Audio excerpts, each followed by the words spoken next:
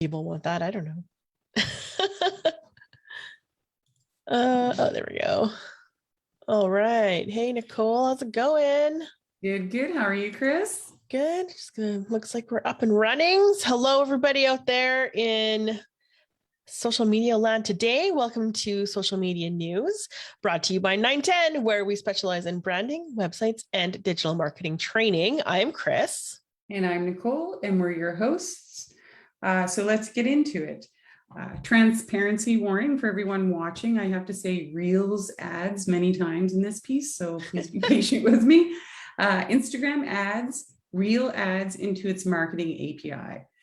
Facebook's looking to expand the usage of Reels ads by adding Reels ad placements into its Instagram marketing API, which will essentially enable third-party platforms to facilitate Reel ads creation with their digital ads flow.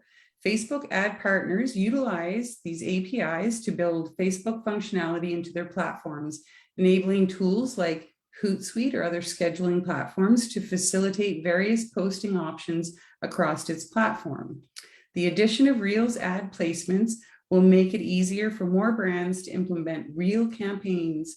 And as Facebook looks to enhance its focus on short video clips that could present new opportunities for experiments, especially over the coming holiday period. Yes, Christmas is coming.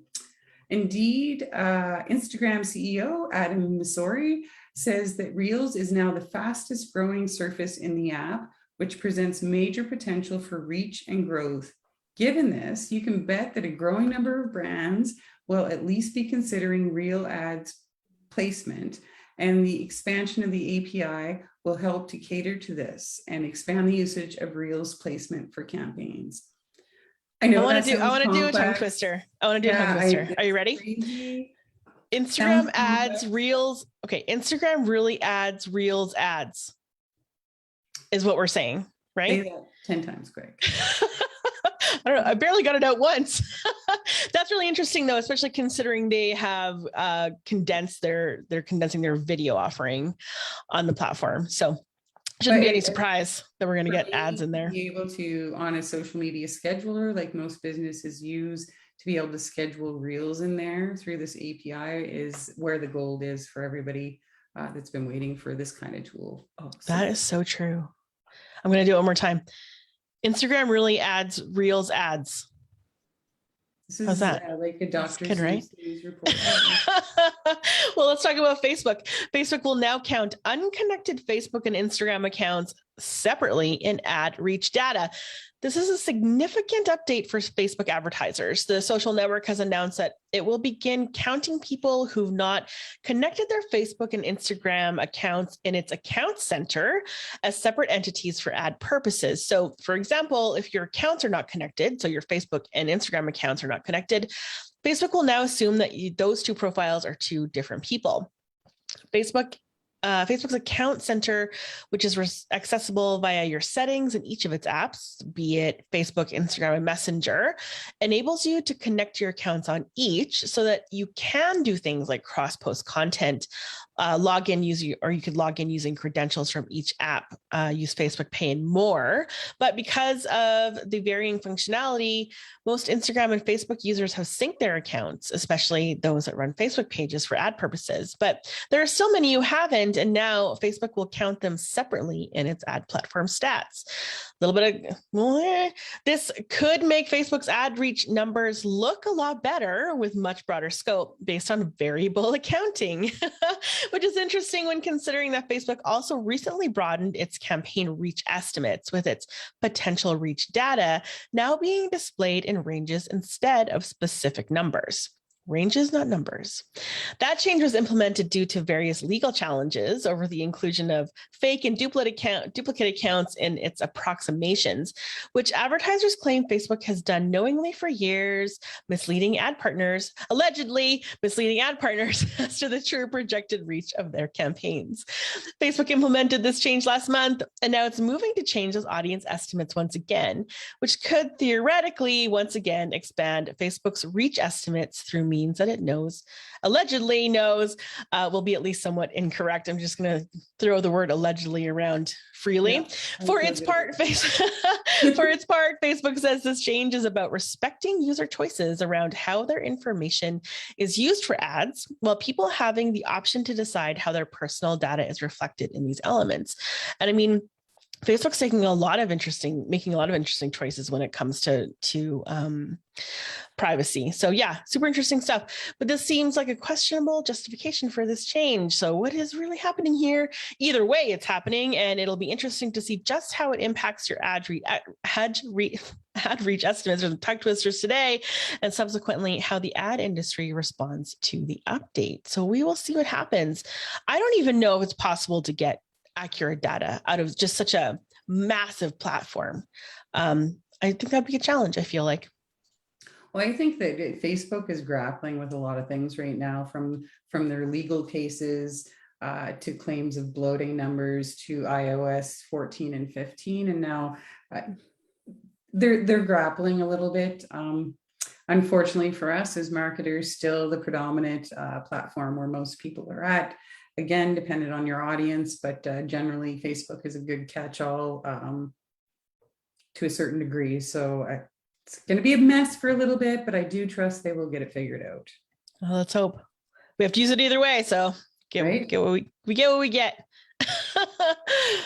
So in saying that, not all our youth are on that platform. So let's talk about Snapchat. Snapchat is a unique place during the holiday season. Not only do Snapchatters spend significant time communicating and sharing their special moments with friends and family and loved ones all around the world, they also turn to Snapchat as their holiday gift guide to browse brands, build wish lists, and buy the perfect gifts time and time again. The Snapchat generations are avid gift givers and receivers throughout the holidays. They feel that this is the best time of the year and believe gifts are an essential part of the celebration, which is why their purchasing is not limited to major shopping moments like Black Friday and Cyber Monday. Snapchatters actually start shopping as early as October 1st and continue to make purchases throughout the holiday season, with the majority of their shopping happening on mobile. Mobile shopping has become more than a trend, it's a new reality. In fact, 67% of all e-commerce sales this year will come from mobile, with consumers officially jumping from desktop to mobile for their purchases. As a brand, you'll want to connect with the savviest mobile consumers there are this holiday season. Snapchatters are a mobile-first generation who shop online 20% more than other consumers and have incredible global spending power of 4.4 trillion and growing. Hey, parents, you need to lower those allowances. That's a lot of money. A few fun facts when you're evaluating Snapchat, if it's a good place for a campaign for you. 80% of Snapchatters use the platform to plan their holiday gift giving. 55% of Snapchatters interested in shopping for the holidays start before mid-November. Like we said, they start around October 1st. And Snapchatters are 20% more likely to recommend products to their network. So some good stats to keep in mind. And if your audience is built on a youthful, young demographic, Snapchat might be the place. Might be. Cheryl's commenting in our Facebook feed, what can you say about TikTok? But I don't think we have any TikTok news today, do we? We don't have TikTok this week, but definitely in the previous weeks, we talked a lot about TikTok monetizing and creating room for ads within their videos, extending their video format so that you can have placed ads. But I would say on TikTok right now, from what I've seen, and Chris, I don't know if you've seen different, is it's predominantly influencer marketing right now, with some smaller options coming on board for a standard, more traditional marketing format. Yeah, I don't have any TikTok stats right now, but I can tell you that just even anecdotally, I am seeing a lot more ads in my feed now compared to even just a short time ago. So I think it stands to reason. And I mean, obviously, the monetization of TikTok is a hot topic for sure. And it's going to just keep happening more. So I think we're going to expect to see more in there. I think that the content behind ads does really need to fit in with the style of TikTok. And so I have seen that, and I have been, quote unquote, I'm going to use the word really loosely, tricked a couple times where I didn't realize it was an ad until the end. So kudos to those advertisers who can do that kind of content. I think that's really what's going to be the winner on TikTok. Don't make it fancy. Keep it authentic, keep it normal, natural, be yourself on there for sure. Yeah. And if you're not looking at running an ad on TikTok, but you know that's where your audience is, a more youthful audience, you know, and they're progressing more into an older audience as well. But just trust and knowledge and sharing what you know on that platform really goes a long way with that audience, more so than a formal fancy ad. Definitely. I couldn't agree more. You spot that out. You spot it right away when you're running through TikTok. And for me, I just like, boop, it's I can tell, and I'm done. Thanks. Bye. I don't want to look at ads there. At least I want to know I'm looking at ads. But in Twitter, Twitter looks to make it easier to access chronological feed of the latest tweets. So Twitter is testing a new option that will make it easier for users to switch across to a reverse chronological timeline of tweets from the profiles that you follow, which has long been among the top requests from Twitter users. Twitter is now making it easier to check out the latest tweets first by adding a swipeable timeline option, meaning all you need to do is swipe left to see the latest tweets. This is not technically anything new. Users have been able to tap on the top of the feed on the star icon to switch to a listing of the latest tweets since 2018, which seems like a lifetime ago. Twitter added that after much consternation about its decision to implement a feed algorithm 2 years prior. Twitter's switch to a default algorithm feed has been effective, with tweet engagement steadily rising since it rolled out that option, which presents your tweets based on overall engagement, as well as your personal interactive behaviors in the app. So nothing surprising in an algorithm approach like that. But many Twitter users view the algorithm-defined feed as being contrary to what Twitter is all about, in highlighting the latest news and updates in real time. Personally, I have to agree with that. As a result, calls for the removal of the Twitter algorithm have persisted over time. And even though Twitter has provided an option to switch over to a latest feed for the past 3 years, the fact that your stream reverts back to the algorithm and that you can't set latest as a default has frustrated some users. So it's not a major shift, but it will provide a quicker, easier way to access the latest tweets, and in my own commentary, save milliseconds of time. Milliseconds, that is important. Although, it is funny the way that, we engage with our content today. If those things that we think should be simple aren't there, it feels like such an inconvenience, and it kind of breaks your brain a little bit when you're like, oh, really? Do I have to, do this extra 2 little taps to get to the point I want to be, when it looks like it's something that should be obvious? And poor Twitter. I do find those users on Twitter that are the lovers of Twitter are so resistant to change, and they don't want anything changing on their favorite platforms. So I do think they have a bit of a battle ahead, but time for a change. And I look forward to having more of a chronological feed myself. So me too. Absolutely. And actually, Cheryl's commenting, Instagram is as well as one of the platforms gets attention from brands and audience. Absolutely. So Cheryl, I'm not sure if you were here in the beginning of our broadcast today, but we did get into Reels and what's new in Instagram and Reels. And we also got into how Instagram is kind of amalgamating all of their video content into one area. I believe that was last week. We talked about that. So kind of cool if you want to go check it out. That's last Tuesday in our feed here. Definitely IGTV is going away, Cheryl. It's no bueno going away. They're amalgamating it all. So something to keep in mind as you create more long form content for that platform. Yeah, absolutely. Just last week, LinkedIn sent out a reminder of important changes coming soon. These changes are intended to make LinkedIn events both easier to use and more powerful at helping you achieve reach and engagement for your virtual events on LinkedIn. And these changes include any future LinkedIn events that you create will not contain an event feed, which used to just be viewable by the attendees. With this, the ability to recommend posts in your event feed and notify attendees will no longer be available. They will also be removing the ability to create new private events. If you already have a private event in place, though, past or future already set up, it will continue to exist. But these are just some small changes. And if you leverage the LinkedIn platform for some of your events, you definitely want to be aware of these fairly large changes if you're having an event and have utilized the feed. So do you think they're making these changes because something wasn't successful, or do you think they're really just trying to make it more economic or more efficient for the users? I think they're trying to make it more efficient, but in my personal opinion, I think they might be moving more to a push for LinkedIn Live than LinkedIn events. That's fair. It's a big thing this year for sure, Live and LinkedIn Live. If you're not aware, if you have a business page on LinkedIn, you do have to apply and be approved to be able to broadcast live on LinkedIn, but fairly easy process. Just throw it in Google. There'll be a form you fill in and you'll get permission from LinkedIn to do that. If they approve me, they'll approve anyone. That's right. I've been approved. Wow. Instagram adds live stream scheduling to drive more awareness and viewers. This is kind of cool. Could be a valuable addition. Instagram has added a new option to schedule upcoming Instagram live broadcasts in the app.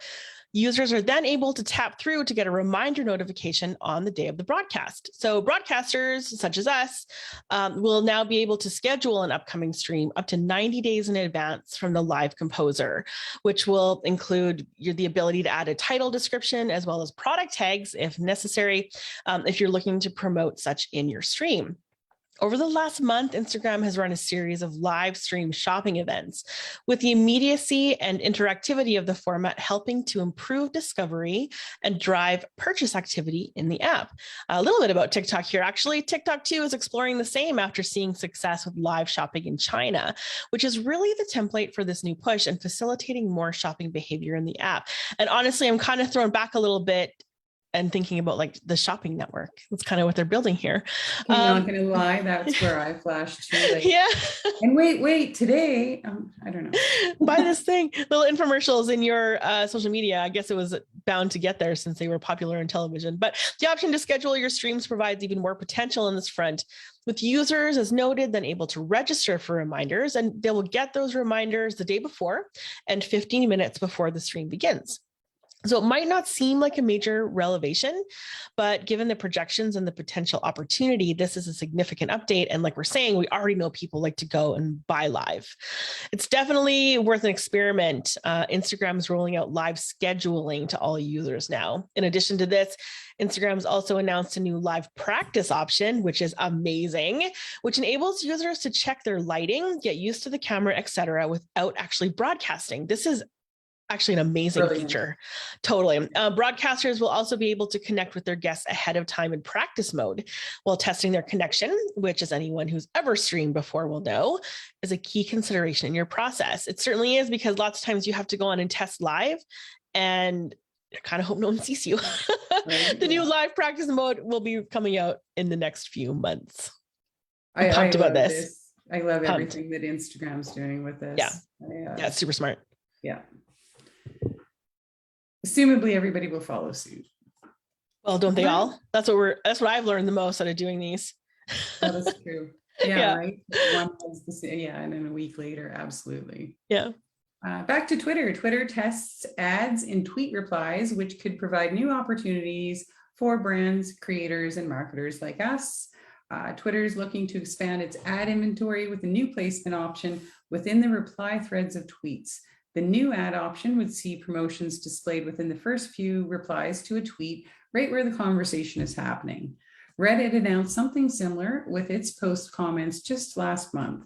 The format is currently only in testing, so only certain users will see the promoted tweets. But even then, you can imagine the backlash with Twitter's users, I mentioned this early, generally resistant to any change, especially one that puts more ads in their way and distracts them from the discussion on the app.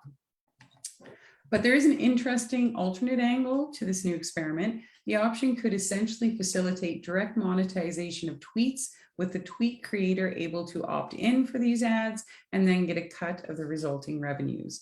For example, right now, when a tweet goes viral, you'll often see the tweet creator then add in an additional reply highlighting their SoundCloud or a charitable cause or even a tip jar, which they can bring more attention to as a result of their tweet. Ideally, through this process, you wouldn't need to opt in to monetize all your tweets. And of course, there would be a reply threshold to qualify for this display anyway. But maybe if you could turn it on for certain tweets, that could be a big winner for the app and could provide even more incentive for users to try and go viral with their witty responses and takes. This might not be a good thing, as most people simply aren't that great at tweeting. But for those that are, and who regularly see strong traction, it could be a valuable option. Well, it would also give more people more reasons to keep trying and remain more active in the app. Twitter says that the test is in the early stages and that they'll try out different frequencies, layouts, and relevant placements over the next coming months. But there are some interesting considerations here. For brands, maybe being able to tack your message into a viral tweet could have significant awareness value, especially if Twitter can establish valuable context tools for targeting. So, allowing you to pick, the tweets that you might get your ads into, that kind of thing. That's really interesting. I find that very interesting.